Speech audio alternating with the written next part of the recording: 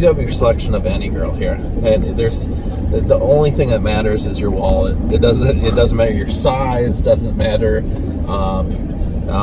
if you're 50, if you're 25.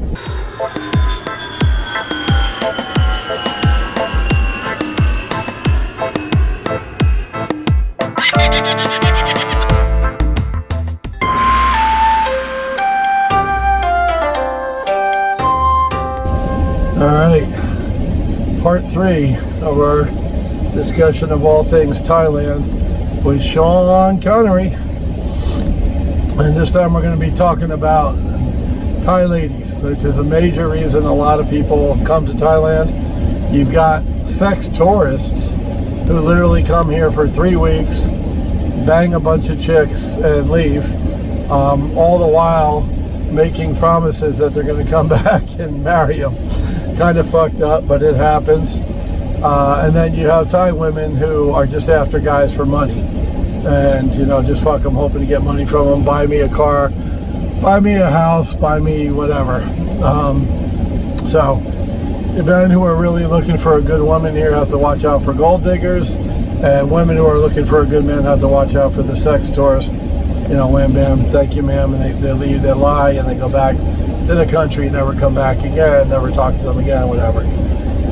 Not every girl is in it just for the money, but even the right girl who really is in it for love wants you to, quote, take care of them. You'll hear that a lot from Thai women. I want somebody to take care of me. Taking care of them means, send some money to my family. She take my money when I'm in need. I would like that. I would like a new phone. I would like a piece of jewelry. I would whatever. I mean something, and it comes down to money. So it's not necessarily gold digger. Now I ain't saying she a gold digger. You can find a good woman who really does care about you, but it's gonna take money to maintain that relationship. Yeah, the first one is like help my parents, 5,000 to 10,000 baht a month. So you're talking $150 to $300 a month US. Which I was given her 5,000 a month to help with. Half would go to her bills and half would go to her family. Right. And didn't think anything of it. Just I was just happy to help. But once you get into the routine of like, now, is this girl genuine? Is this girl really like me, or is she just, am I just an ATM machine? Right. And after a while, if the girls don't feel, if I don't feel appreciated, then it's like, what are we doing here? Or, we get in a fight, and it's with language barrier and culture barrier. It's sometimes a little fight can blow up to her grabbing her suitcase and leaving because she just doesn't understand. She just, there's no compromising sometimes. They don't like to be told no. It's like sometimes sometimes like living with a 2-year-old, And to be fair, she's 27. Yeah, I'm not a perfect person. No, but I make a lot of mistakes too. But I think, right when you get here, I would just say, there's no reason to have a girlfriend right away. Have to just enjoy, have fun, just go out and explore, do adventure. I'd say just get off the dating apps. Those dating apps, I mean, you kind of put yourself into a segment of girl that is like, you can tell by the way they ask questions. Like the minute they see you, they're, what do you do for a living? Where do you live? Right. Where are you from? All questions designed to figure out your bankroll. Yeah, trying to gauge how much money they're going to extract from you. You're always vigilant on, some of these girls when you first meet them. I don't take anything really serious for the first couple months. The girls that you actually get along with, that I get along with the most are the passive girls that are maybe mountain hill tribe girls, that they're independent, they're farmers, they work hard.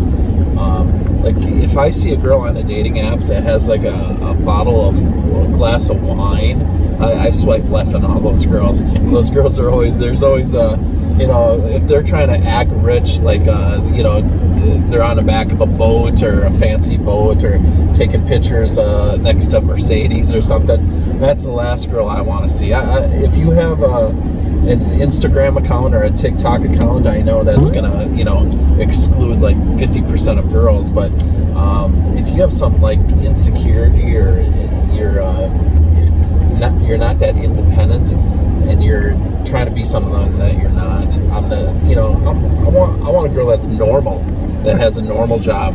If you work at a bar, no. If you work at a massage shop, no.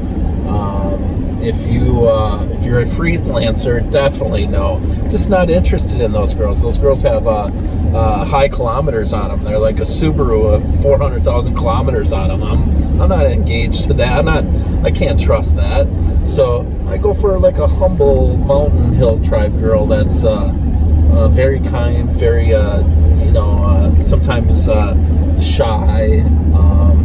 I know, just try to make them laugh and have to be interested in the same things I'm interested in.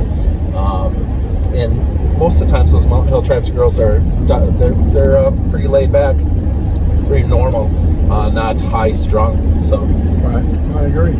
Country girl versus city girl, basically. That's to each their own. Yeah. You know, each their own. I mean, not that I don't get into the city girl, but every now and then. You know, here in Chiang Mai, you have people from all over the world.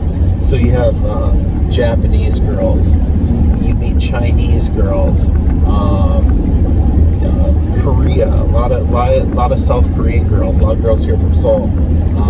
Met some Hong Kong girls. I've met numerous girls from South Africa, from Malaysia, and of course there's a lot of Shawn. So there's a lot of girls from Burma, hill tribes, and Burma. Yeah. A lot of, you know, and sometimes the Shawn, they speak a little more. They speak better than the Thai girl. The normal Thai girl has broken English, and depending on where you are from in Thailand, you break it up into like 4 regions. You break it up to the South Thailand, and then you break it up to Eastern Thailand, which is all farming and flat.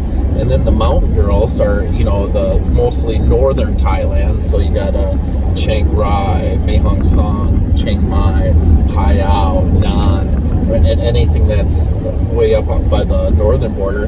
And then the 4th category would probably be Bangkok, put the city girl all in one category. And those are your four different types of girls. Different personalities on all 4 of them, you know. I like the northern girl. The northern girl's a little more, especially mountain girls, are a little more hippie-ish, a little more, you know, they say sabai. They don't get worked up by much. They're pretty chill and nice people. So that first girl that, you know, you had all those problems with communicating and everything, she lasted 14 months, 15 months, because you were new and didn't want to dump her after 2 months or 3 months, because that's just not the way you were wired at that point, coming from another country. But pretty soon you got the feel. You live here a year and you sort of become part Thai or whatever, you know what I mean? You learn the ways of Thailand. So you broke up with her, and then started just dating, like you said, have fun. So now that you decided to have fun, and when I'm saying now, this was after you broke up with your first girlfriend here. Yeah. How'd you go about that? What'd you do to meet women here in Thailand? I did the summer of Shawn, and that was strapping a backpack on a motorcycle and living on it for about, you know, rented my apartment out in Chiang Mai, and then just went and traveled all over Thailand.